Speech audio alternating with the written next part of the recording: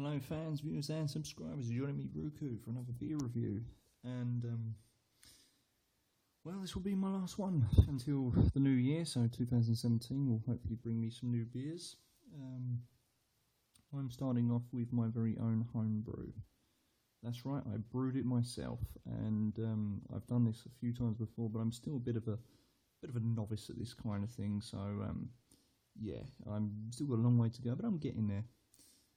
If you watched my last one, my last homebrew was 11% and just did not remotely look like a beer because I kind of fucked up a little bit in using mineral water to add to the beer, which don't do that, fans, because it's too heavy and it doesn't work.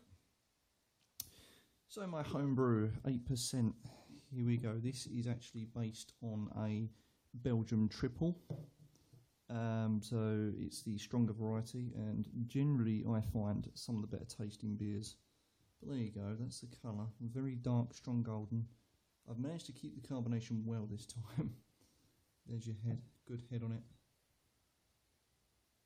There you go. I've not deliberately, I've only poured a little bit deliberately because obviously A being 8% and 2 obviously this is unfiltered, so what I mean by that is in here there's a shitload of sediment that I've now deliberately remixed, which starts from there. From there to there is just pure head and foam, because believe you me, I have got the temperature a little bit too well when brewing this. I've kept it at a nice temperature and it's just given me silly amounts of carbonation, so every time I crack this open, it comes pouring out the top, foam everywhere, complete utter disaster. So I've wasted a little bit of a beer, but nevertheless, and I'm just going to notice something. Is that on the... Okay, that's cool. So I was just getting worried that something was actually in my beer there. I was going to be extremely pissed off. But there you go, nice golden colour. Again, this was brewed from a packet, so I haven't done much to this. So this is packet brew. Only reason why I went for a packet brew rather than brew my own from scratch this time round was because basically I liked the flavours of the triples and I thought I'd try them out. If preferable, I want to do it from scratch by myself if I can, but obviously the temperatures and that are just silly. The ingredients I can't get hold of so much, and I wouldn't know what to do with them. So there you go, fans. I opted for a packet this time. Right, cap is just red, golden, shiny, very sticky with beer. Unfiltered beer. Then this. I'll tell you how I made this in just a second. But first up, I just want to get on with the smell and show you just exactly how it's come out. So there you go, there's your carbonation, good golden colour, even when held up to the light, retains well. Working the head, look at that, dribs and drabs. Maintains a very good carbonation, very good head as I mentioned, kept it nice and ready available to do so. So let's get on with the smell.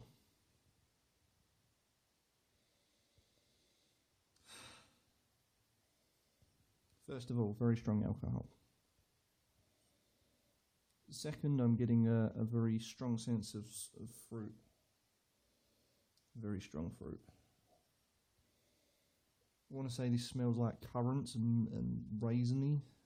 Raisins, currants, dare I say berries as well. Almost smells a bit like there's a bit of spice in there, almost like that warming smell for spice, like that mixed spice that you'd add in cakes if you're an avid baker. Yeah, so here we go. What I'm going to do is I'm going to try a little bit, tell you what it's like, and then I'm going to show you then what happens when you remix that into that. To be honest with you, I don't like doing it, but I didn't second ferment this because I'm an idiot. Yep, feel free to call me an idiot in the comment section. But yeah, I've now learnt by my mistake, and I've still got a few more beers to be bottled up. I've run out of caps, so when I bottle them, I will be second fermenting them. So hopefully this sediment will not exist. I repeat, will not fucking exist. Right, let's do this, fans. To all the people out there that are watching, all my fans, viewers, loyal subscribers, here's to you, fans and viewers and subscribers.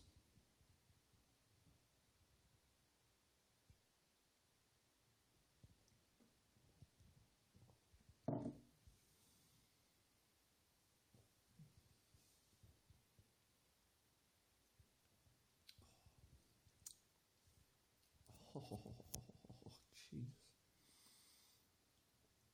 Oh. Right. Very strong alcohol. It's very sweet, but it's sweet as in artificially sweet almost, because the amount of sugar I put in this. I mean, obviously you've got to have enough sugar to make it a strong beer. However, you're also getting the natural sugars, I guess, that comes with it. So it's like raisiny sugar, like I want to say somewhere between black currants, raisins, I don't know, a slight bit of honey maybe.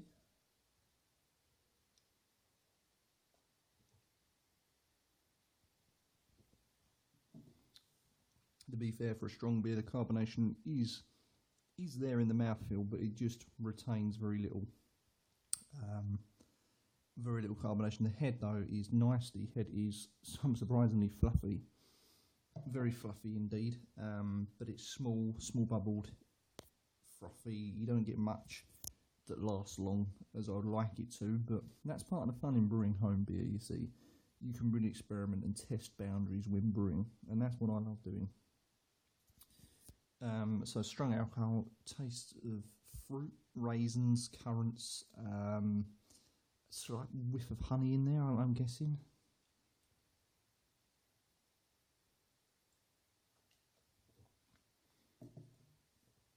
Very, very addictive. You've got to slow down. It gives you a warmth as well. Warmth, like not as far as a whiskey. I wouldn't say the beer itself is that strong. What it does give is a warmth in your inner body, so your core. All in your internal organs are now warming nicely. So I'm feeling quite warm now. My face is quite warm. So it warms you up, warms your internal, warms your throat. So it's a good winter warmer. And being in December of 2016 at the moment, it's doing the job. It's warming me up. Yeah, it's strong alcohol. The aftertaste is again of that, I want to say raisin and honey, mostly raisin and honey dominated. The smell of alcohol still on my breath. Last well, very last well. So, now I'm going to show you fans what happens when you don't second ferment and you brew your own and you don't second ferment, you just leave it all in there as I've done. This is what happens. You probably can't see it at the moment because I've shooken it up, but usually round about there's usually a white line which looks like chalk. Now that is all the sediment, all the sugars and stuff that's just left there to do its own thing. And of course if you leave it in there you kind of get the usual wheat beer and Duvel trick. So even if I mix it up a little bit, you don't have to mix it up, but you know, just watch what happens in the colour of the beer in the glass and watch when it mixes with this. I'm just trying to angle this so you can see. Doing this at a height. Like you see the different colour.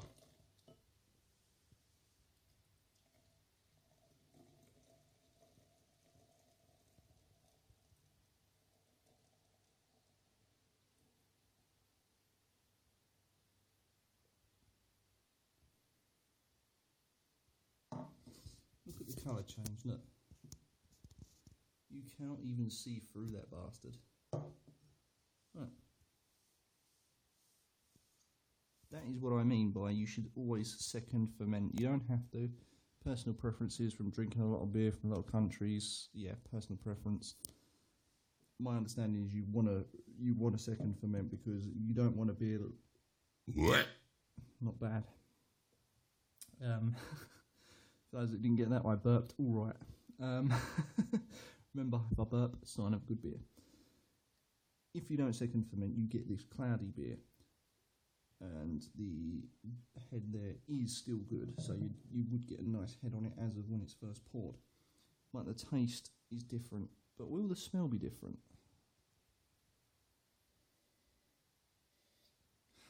Yes, it is. It's gone from a strong alcohol, fruity smelling beer to a rather low, fresh bread bake smell that's really skunky. Yeah, I don't really like that smell at all. I'm going to brave it and I'm going to drink it anyway. So here we go, second time round.